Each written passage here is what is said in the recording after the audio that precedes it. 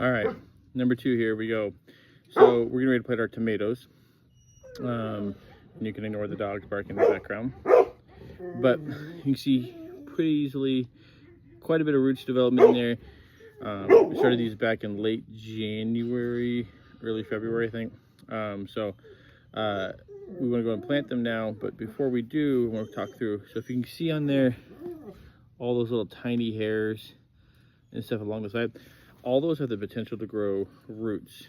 So it's one of the reasons you don't want your tomatoes plants like drooping all over the ground, because they will re-root and restart new plants, which isn't a horrible thing, but it does take a lot of energy out.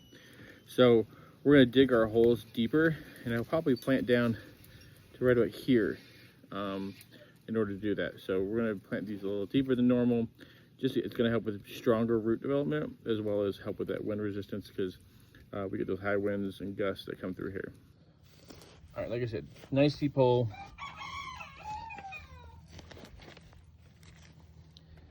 So we can get in there. We also should take a point in the spring and start collecting banana peels from the kids after they eat finished bananas.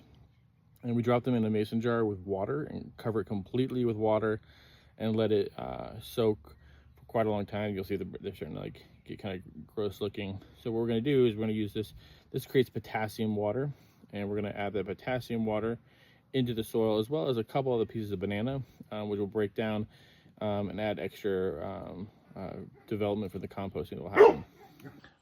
So just go ahead and drop a couple of bananas in there.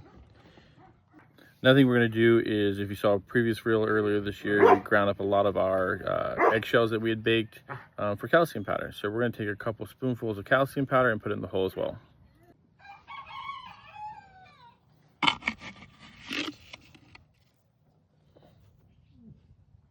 And now it's time to go ahead and plant that tomato.